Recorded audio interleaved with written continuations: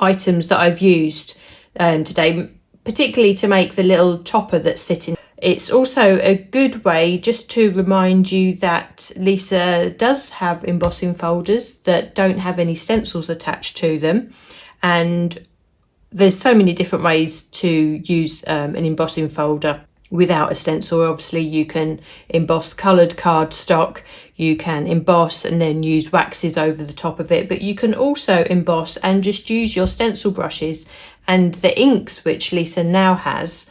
These weren't launched when this particular design were first launched, so it's really nice to go back and use those designs with the new inks. So it just shows you that all the items do mix and match. I'm also using the background stamp, which is another one from way back on the early days of release. It's a really nice one to have in your stash. It's a nice background stamp.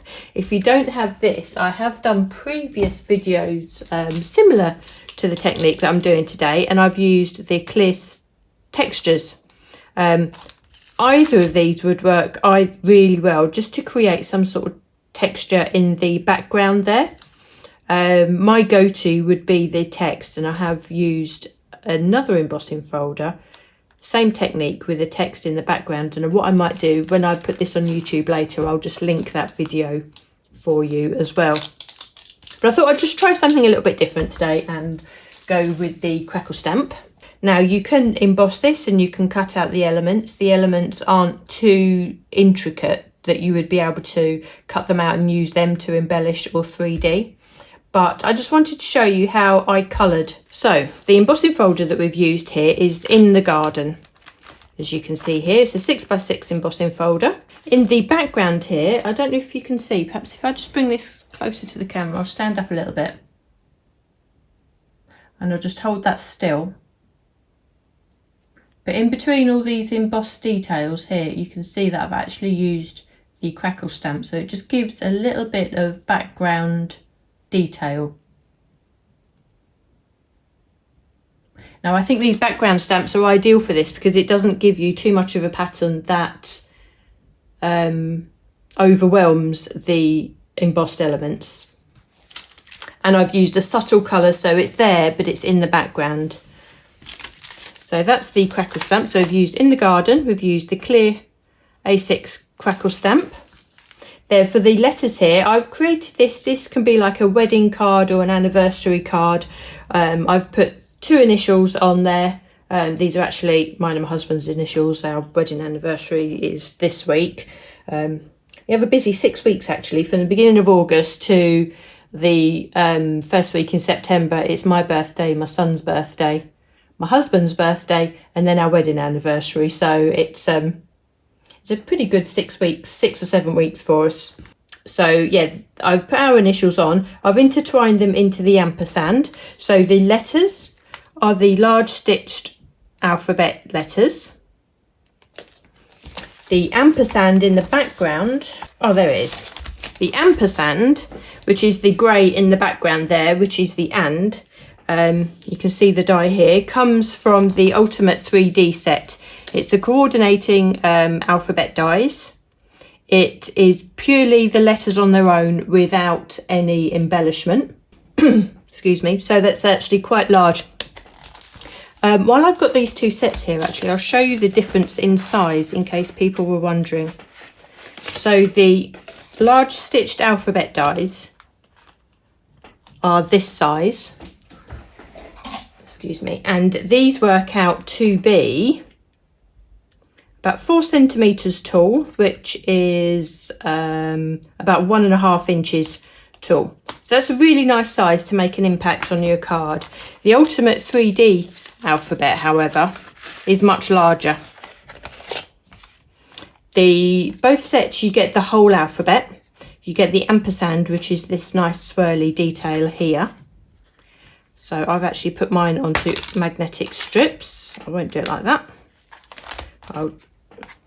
And these alphabets work out to be probably, let's say, about 6.5 centimetres, which is about 2.5 inches tall.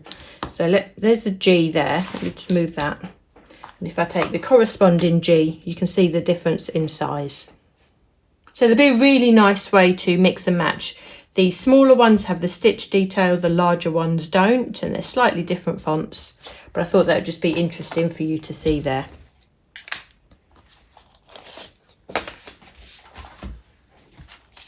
So, as I say, the ampersand in the background there. So if you wanted to do Mr. and Mrs. or Mrs. and Mrs., two names even, it's really nice to have that ampersand in as a detail.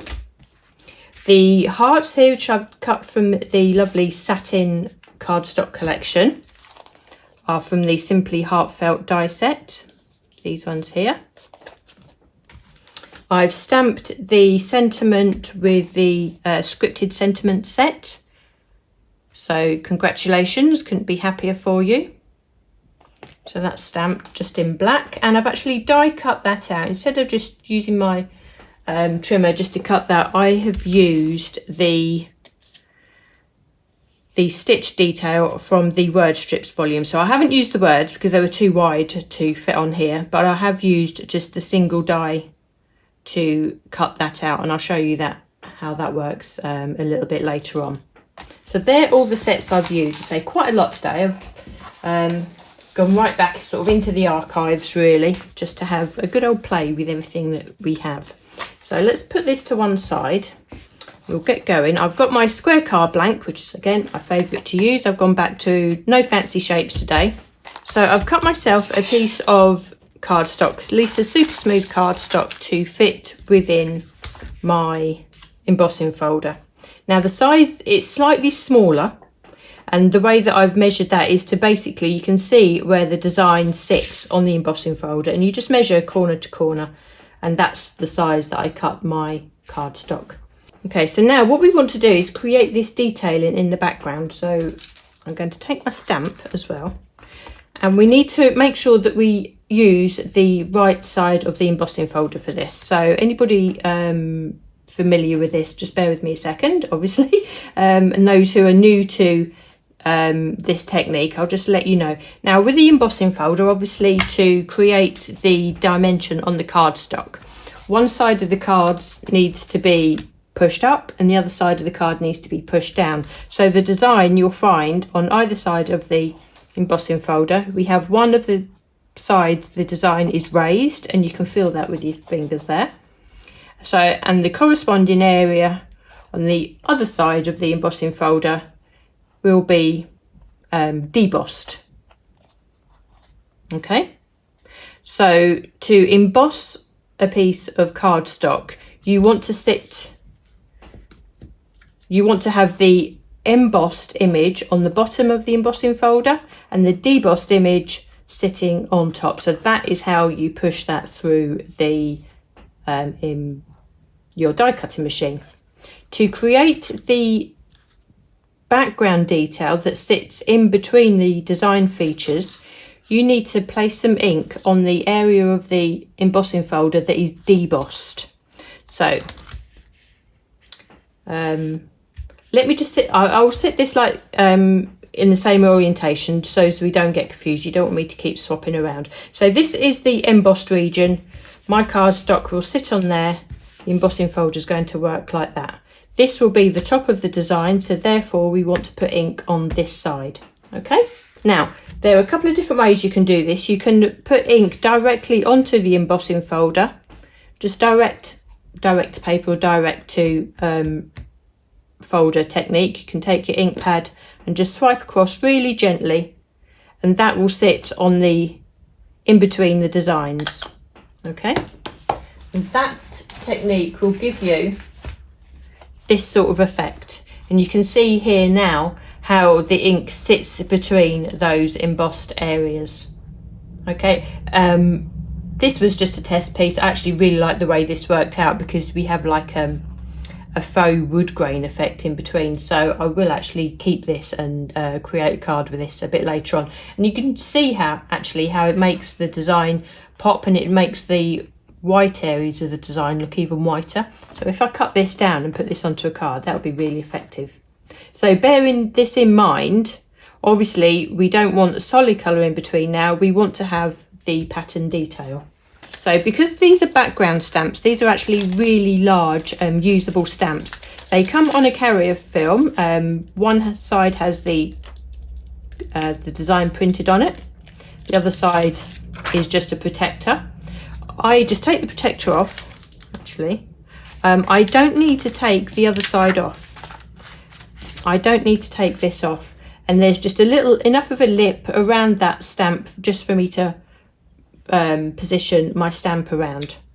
So what I'm going to do, I'm going to use a neutral colour in the background. I've used antique pink in the back here, and I will carry on. I will use that again because I know that that works. And all I'm going to do is just stamp or ink up your stamp as you would do normally if you're going to be stamping this either in a stamping platform or onto a piece of cardstock. So we just ink that all the way around. Okay, again, I'm using antique pink. Now, instead of stamping onto your cardstock, what you're going to do, you're going to stamp this directly onto your embossing folder on the top layer, okay? Now, we don't want to press too hard. We're just going to give it a nice even pressure. You can either use your hands like so, or you can take a stamping block and just gently push that all around. What you don't want to do is press too much so that the stamp image goes into the recess of the design, because we just want it to sit on around the outside. So just give it a nice gentle press. Now if you take that away, you will see that the design is sitting on there. You won't see a huge amount. So it's possible that you won't see that there on camera. But it's really sort of worth trusting in the process. Don't think that that is so faint that you need to add more, because then your ink colour will be too dominant in the background. So I'm inking up the stamp for a second time. Obviously the stamp is smaller than the embossing folder, so we do need to come in and stamp again. I can see that that stamped image ends there. So this time I'm going to just match best I can. It doesn't need to be perfect. It really doesn't. This is just background detail after all. And I'm just going to stamp that again. Again, if you were going to use a smaller stamp, you could do exactly the same and just keep stamping on until you've covered all of the embossing folder area. So we take that away. Again, I can see now that the majority of that embossing folder has been covered. So now with my cardstock in place, I can close that folder. And it's very possible now, actually, as I just hold that together, just be mindful that you have ink in here, so keep a good tight grip on there. If I just bring that up to the camera, you can possibly see just that detail sitting in there, in between that design. It is very faint, but again, don't panic that you can't see it too much. All will be revealed. Okay, so I've just run the embossing through now. So if I just open that up, you will see, let me just bring that up to the camera again, I'm not sure how much of that is catching. You can see now that we have that crackle detail, which is just a really subtle detail in the background, in between the embossed areas which have been left clear of any ink. So that's a really nice detail just to put in the background. Now obviously you can emboss a textured cardstock and you would have that detail in the background, but it would be very difficult to highlight colour in the background without putting it on the detail of the embossed images. So it's just a really nice technique, and your ink, a squirt of water and that cleans up your embossing folder really well. So even if you do use a bolder colour, particularly if you're using the direct to folder technique and you're putting a lot of ink on like this, it really does clear up really quickly, really easily, without staining your folder actually. Although if you were using perhaps a red or an orange or a yellow, those colours are more likely to stain. Okay, so what we have now, we have the image which we can start picking out and adding some colour to. Now this is where your stencil brushes really come into play, particularly the smaller ones. And again, this is entirely up to you how you do this now. This is a colour scheme that can adapt it to whatever you're making for. Now I'm just looking for my plastic sheet here. I would say if you're working on a messy mat, that would be a really good idea. But just something that you can blot the ink off before going onto paper is a really good idea. Now I'm using the smallest stencil brushes, which picks out an awful lot of detail. And I'm actually using some of the interference inks as well. Using the brush in very small amounts with the shimmer ink, I found has worked really well for me. So I'm going to start off with the leaves, and I'm taking Summer Garden, which is a lovely green colour. So there will be some elements of shimmer in this design as well, which is another dimension that we haven't had when colouring our embossing folders in the past. So I'm going to take a little bit of ink, not too much. I'm going to take off the majority of it because I want to have the control when I'm going on to my cardstock. And basically I'm just going to colour my images now. And I would say enjoy the process of doing this. Don't if you want to make a card in a rush, it might not be the technique for you, but if you have a bit of time and you just fancy a little bit of colouring that isn't too strenuous, because you can make it as detailed or as not as you want, but I think to get a really effective look you don't need to be too fussy, I suppose. So I'm just taking a tiny bit of ink. I'm just tapping the brush in there with the lightest of pressure, taking a lot of it off onto my plastic sheet and using this as a palette, and then just brushing that onto the areas of the design and building that colour up slowly as I go. And you can create your shading by concentrating ink on different areas of your design. And you can see the way that them leaves are coming to life now, depending on how you actually put ink down. Actually, we all do this in a really different way. Some people are naturally more heavy-handed, and that's not a good or a bad thing. That is just the way that you are. So obviously that is the technique that you work with. So I would perhaps concentrate the ink to be heavier on towards the base of the leaf. I'm just making a really sort of nice, pretty, because this is a really floral and a really nice, pretty garden design. That's the look that I'm going with really, and just keeping the colours nice and bright and airy. So I'm just going through and just doing all the leaves, and you can see actually just how quick that ink transfers from the brush onto the design there. And this is, remember, is the interference ink, and you can just see just how well that blends out. So if you are sort of on the fence with the interference inks, wondering how they blend, do they work in a similar sort of way to the matte blending inks, then I would say yes, they do. You have the added advantage of having that mica in there.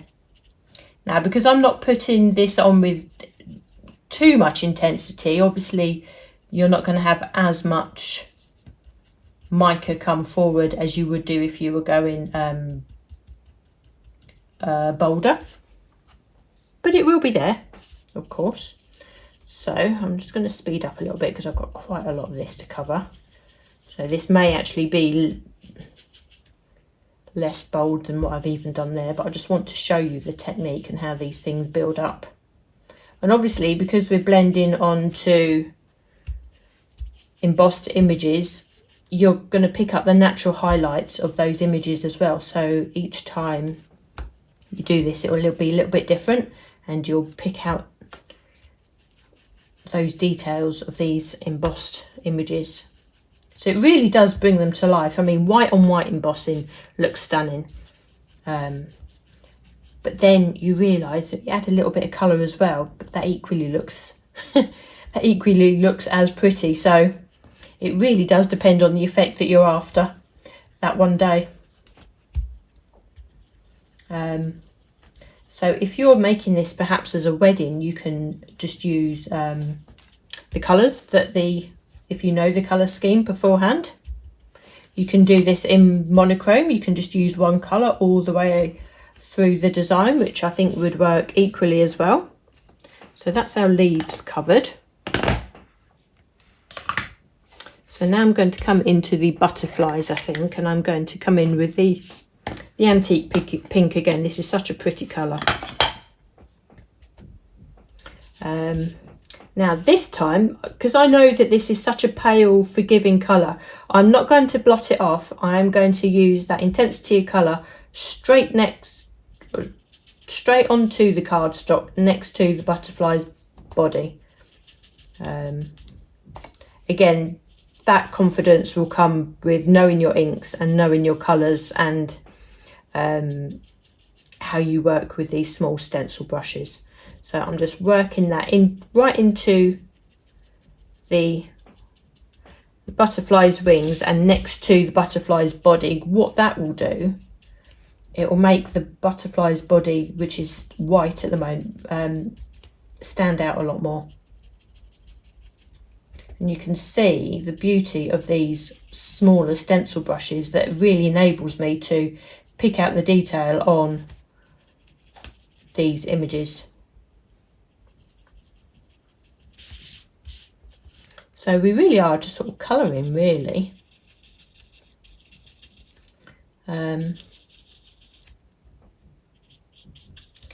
This technique works with any of your embossing folders. Actually, even if you have stencils for your embossed, some of your floral embossing folders, particularly the newer ones.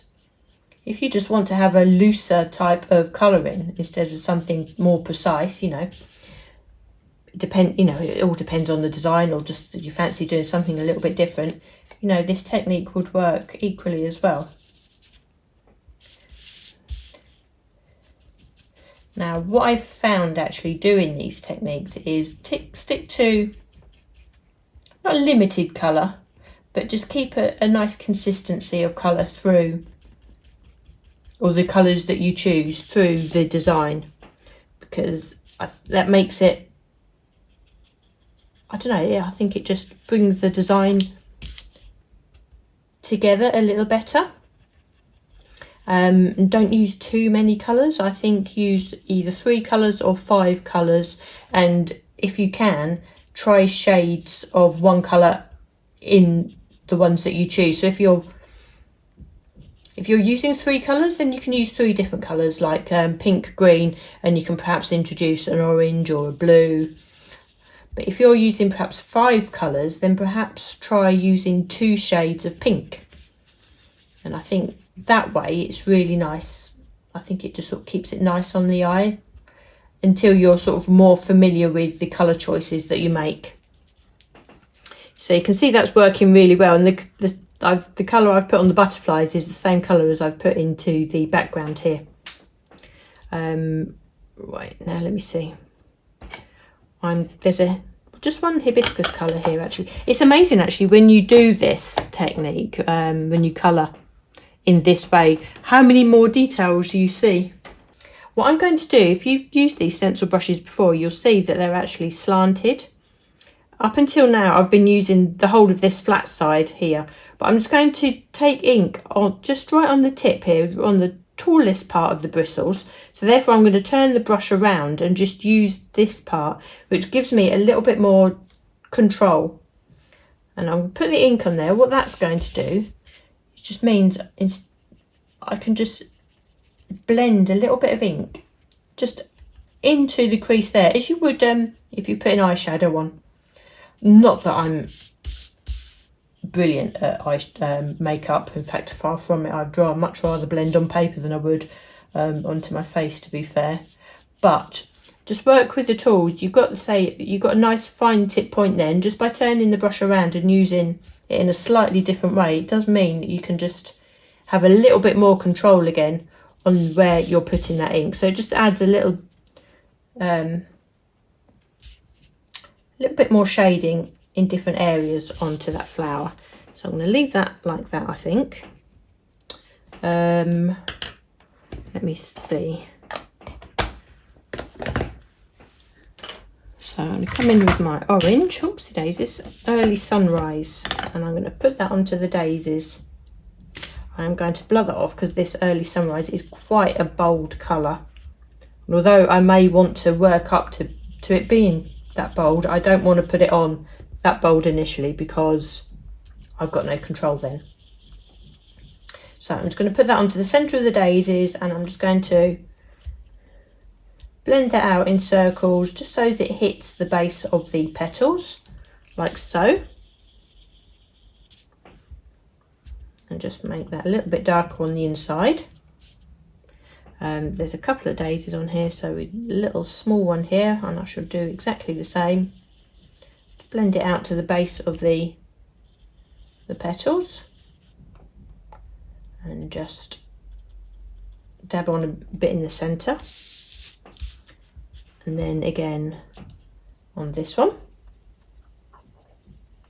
So you can see actually how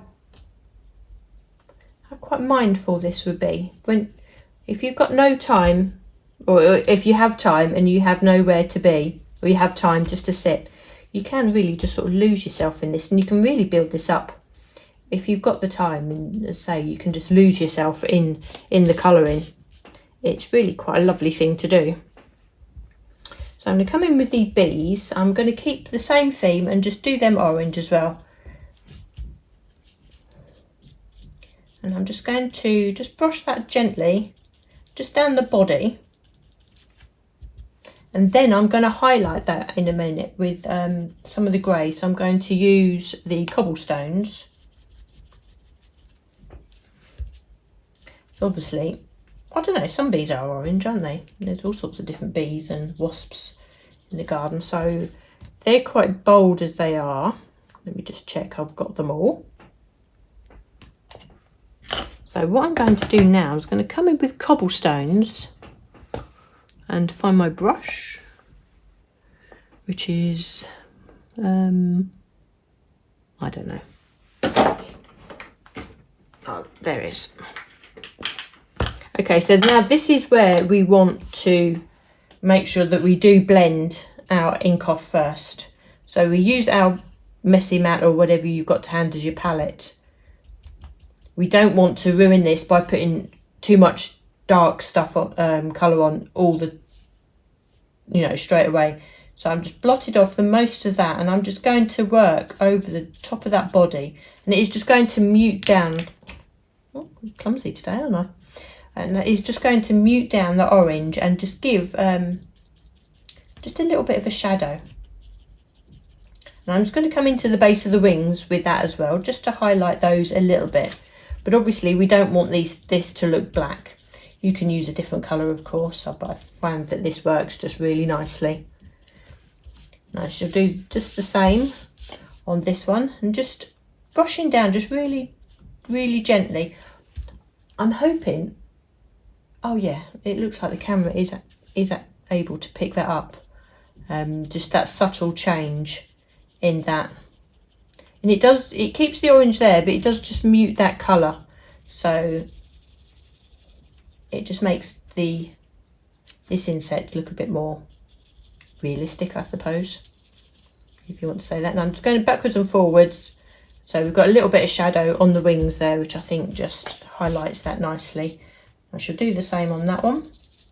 If you want to put a bit more sort of darker colour just on the base of the wings, again, turn your brush around, so using that fine tip point, take off the majority and just work in next to the body like that. It does make a difference.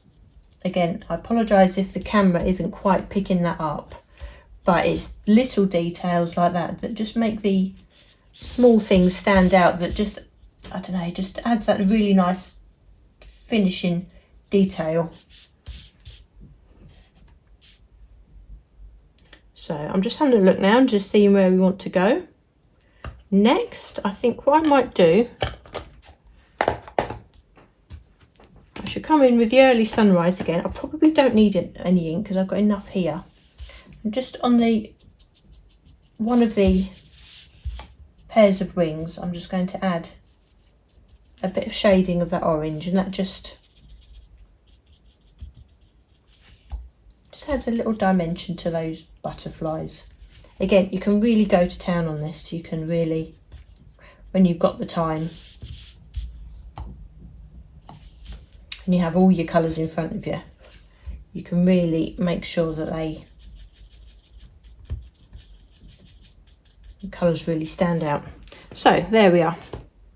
You can see now how that sort of come to life. Let me just bring that up to the camera again, just so you can get that,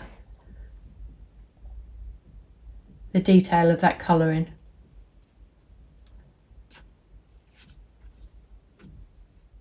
So with the topper, I've used one of my circle dies, and I know we've got some new circle dies coming up on Lisa's next show, and I think Dawn gave us a little sneak peek of them the other day, but I've used one of those because it fits the ampersand perfectly. I've cut the ampersand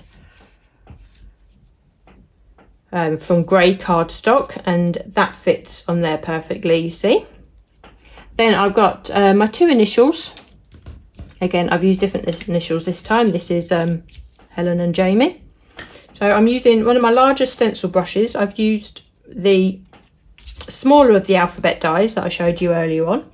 So I can use my stencil brush, and you can colour tint your letters. I'm using the stencil brush actually because it actually puts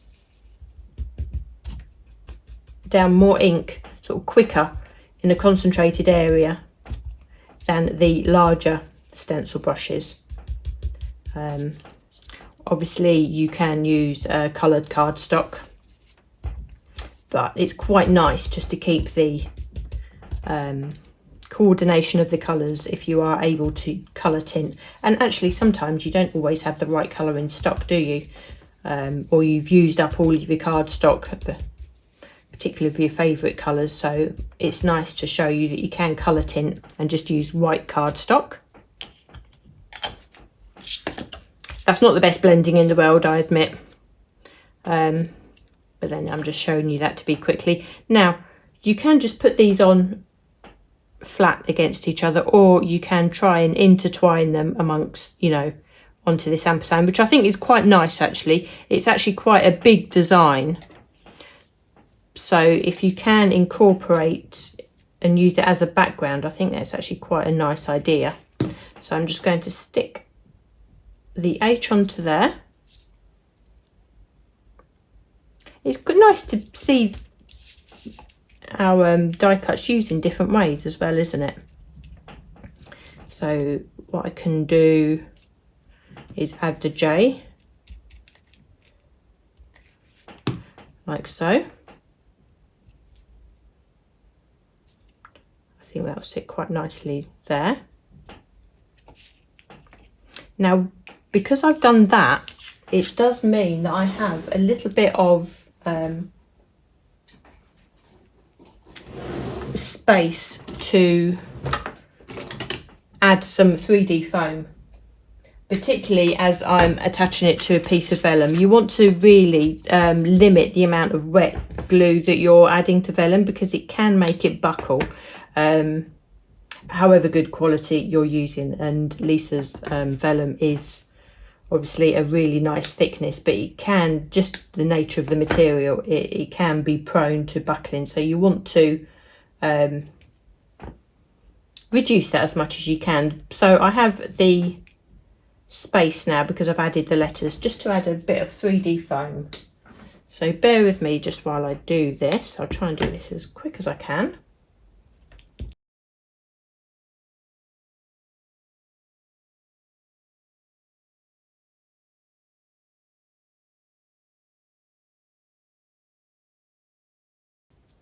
And then when I was making this up initially, I was looked through all the rest of my designs, all the dies that I have from Lisa, and just found little accents that I thought would be really nice to dress this up. And again, if you're making this as a wedding card, then these nice little hearts are perfect for that. And I've die cut some of these already. I'll just remind you what I've used here. The Simply Heartfelt, and I've die cut these. I've actually done some in green and I've done some in pink, because the vellum that I've used is actually green in the background there. So I just wanted to see how that works, just create something a little bit different, I think. So I'm just going to take a selection of these hearts on the sticks. I'm just going to arrange those just so they look nice. I shall learn from what I've done before, actually. You see here, I've got used a little heart. So I've die cut the little heart here, and this actually comes from die cutting this design. The heart actually comes out from the insert of one of these, you see. So don't throw them away. They work, you know, just as a nice little embellishment in themselves. So I'm just going to take myself some more 3D foam. And what I'm going to do, I'm going to use that to catch all the little stems of the hearts that I've got going on there. I'm just going to turn them over. I'm going to use the foam on the hearts just to make sure they all catch. So we have a nice little anchor point. And I'm going to put a dab of glue in the centre of my letters there. And add that little embellishment between the two letters. So while that is drying, I'm going to use double-sided tape, and I'm going to use where the letters are to position my red liner tape, because as we all know, it can be really tricky to stick vellum to a project without the adhesive being seen, but I've got enough going on the front here that I can actually hide that positioning.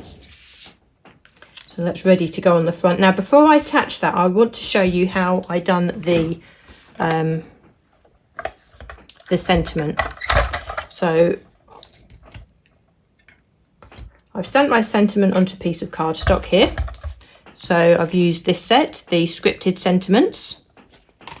Then, as I say, I've taken the die from this set. Now we have the dies from the word strips. Now you may have the a Christmas set of these, in which case you will also have another couple of these dies here. So therefore you can use it on any of your celebration sentiment stamps. We have the scalloped one and we have the stitched one. And I'm just going to line up. I've already cut a little bit there anyway. I'm just going to line up that die underneath the text that I've stamped. I use what I've stamped as a guide, so you can line up the edge of your die against that so you can go relatively straight. The beauty of this, you can use your small die cutting machine, your desktop one, if you have it, which is perfect. So when I take that away, we have a really nicely die cut sentiment there, which you would imagine that was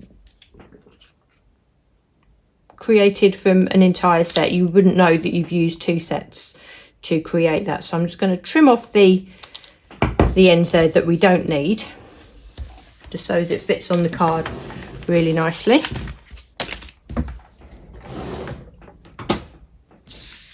I'm going to put some liner tape on there as well.